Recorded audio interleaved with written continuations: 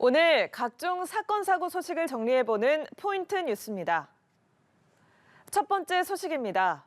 검찰이 수사 대상자들의 휴대전화 정보를 통째로 보관하다가 이를 별건 수사에 활용하는 것은 위법이라고 대법원이 재차 판단했습니다. 최근 검찰의 전자정보 복제본 보관에 위법성 논란이 불거진 바 있어 더 주목됩니다. 정래원 기자입니다. 2018년 12월 강원도 원주 택지 개발 비리 사건을 수사하던 검찰은 압수한 휴대전화 정보를 토대로 별건의 청탁 사건 수사를 시작했습니다. 관계자를 재판에 넘겨 1, 2심에서 유죄 판단이 나왔지만 대법원은 주요 증거가 위법하게 수집됐다며 제동을 걸었습니다. 검찰이 서버에 수사 대상과 무관한 정보를 보관하다 이를 별건 수사에 활용하면 재판에서 증거 능력을 인정받기 어렵기 때문입니다. 대법원은 이 사건에서 검찰이 영장주의와 적법 절차 원칙을 위반한 정도가 상당히 중하다고 지적했습니다. 이어 위법하게 수집된 녹음 파일과 2차 자료들의 증거 능력을 모두 인정하기 어렵다며 원심 판결을 파기했습니다. 대법원은 검찰이 혐의와 무관한 정보를 폐기하지 않고 보관하는 것 자체가 위법하다고 명시한 판례를 언급했습니다. 대법원 관계자는 종전 판례를 다시 한번 확인한 판결로 대법원은 수사기관의 적법한 압수수색 요건을 엄격하게 요구해왔다고 강조했습니다. 검찰이 수사 대상자의 전자정보 압수물을 통째로 이른바 디지털 캐비넷에 보관하는 관행은 최근에도 위법성 논란이 불거진 바 있습니다. 지난 총선 국면에서 조국혁신당은 민간인 사찰이라며 검찰을 향해 비판의 목소리를 높이기도 했습니다. 검찰은 사건 당시에는 전자정보 폐기 절차가 구체적으로 규정돼 있지 않았지만 대법원 판례가 정립된 이후에는 적법하게 관리하고 있다고 해명했습니다. 연합뉴스TV 정래원입니다. 다음 소식입니다. 인천공항에서 현금 1억 원이 넘게 든 가방을 훔쳐 달아난 중국인이 경찰에 붙잡혔습니다. 범행 하루 전날 사전 답사까지 한 것으로 조사됐는데요. 경찰은 중국으로 도망친 공범에 대해서도 추적에 나섰습니다. 한웅희 기자입니다. 지난 20일 오전 인천국제공항 출국장, 검은색 옷차림의 남성이 짐을 정리하는 한 일행을 기웃거립니다. 갑자기 일행 얼굴에 스프레이를 뿌리더니 가방을 들고 그대로 달아납니다. 가방에는 한화 1억 2천여만 원에 달하는 현금 9만 달러가 들어있었습니다.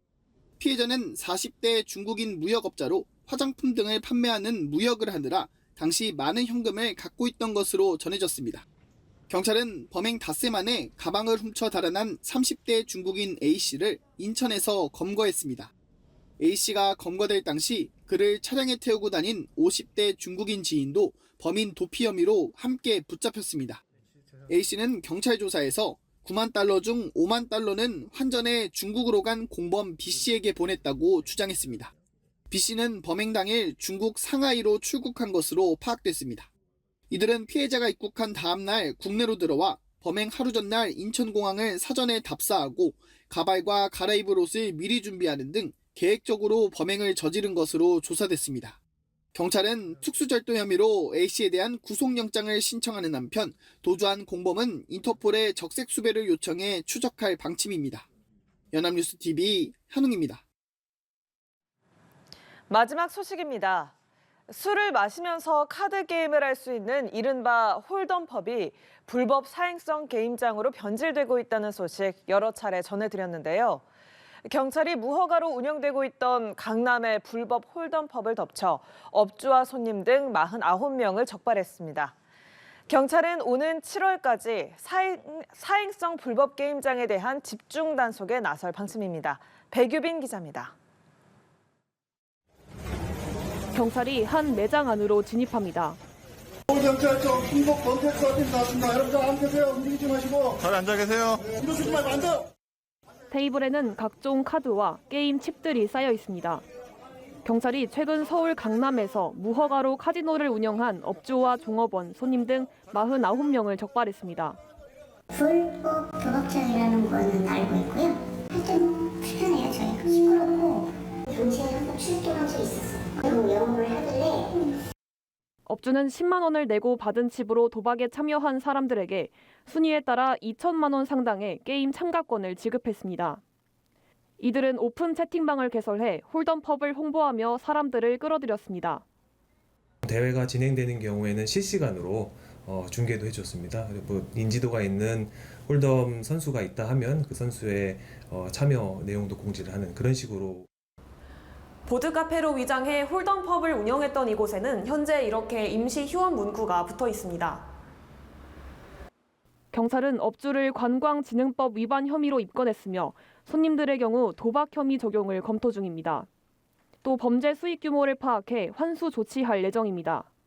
도박 게임에 참여한 손님에 대해선 중독 치료, 상담을 연계할 방침입니다. 경찰은 오는 7월 14일까지 전국에서 사행성 불법 게임장에 대해 집중 단속을 이어갈 방침입니다. 연합뉴스TV 백유빈입니다.